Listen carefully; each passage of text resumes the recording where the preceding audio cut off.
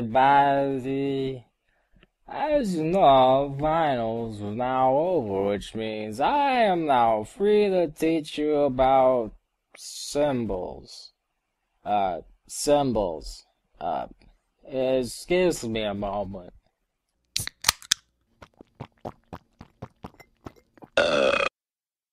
Much better. Okay. So today we're going to be talking about symbols and a variety of other things. So to get started up, are those subtitles? No, we don't need subtitles anymore. Thank you. No, please go away. Shoo, go away. Thank you. Okay.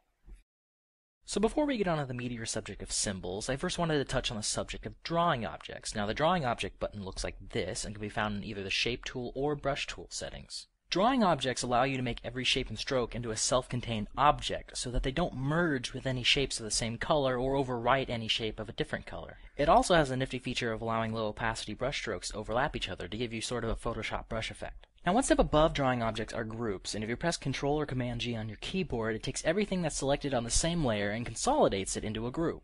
This makes dealing with complex scenes much easier because a group is treated as a single object in itself. Oh hey, look, it's our best friends group art and drawing object boy. Say boys, would you like to show us the difference between a group and a drawing object? Okay!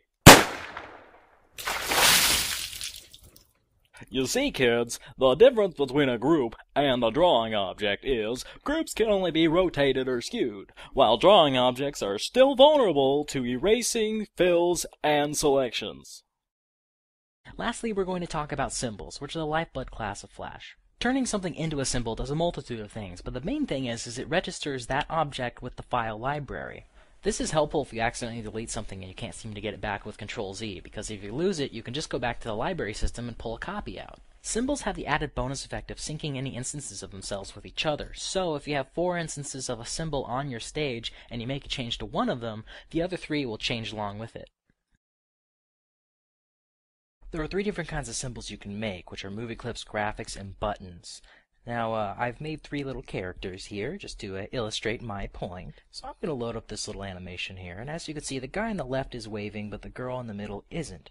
And the reason for that is that the guy on the left is made out of a movie clip. Movie clips have a timeline that's independent from the main timeline, so if you stop the main timeline with ActionScript, or I just have a 1-frame timeline, the movie clip is going to play regardless. Movie clips also have the ability to be filtered with effects like blur, and you can find those effects down at the very bottom of the Properties tab when you have the movie clip selected.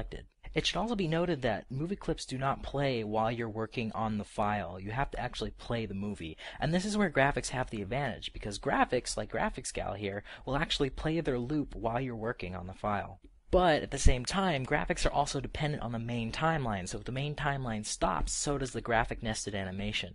And this can come an advantage if you're working on certain things, or it can be a disadvantage if you're working on certain things. So there's a trade-off between movie clips and graphics. Last, we have Buttons, who you can see is represented by Buttons, the friendly button troll. When you make something a button, it gains 4 different frames, which are up, over, down, and hit. Now these represent the 4 interaction stages of a button, up being when nothing is touching the button, over being when you're hovering your mouse over the button, down when you've clicked down on the button, and hit with the frame after you've clicked on the button. So, if we decide to interact with our little button troll here, we should see this.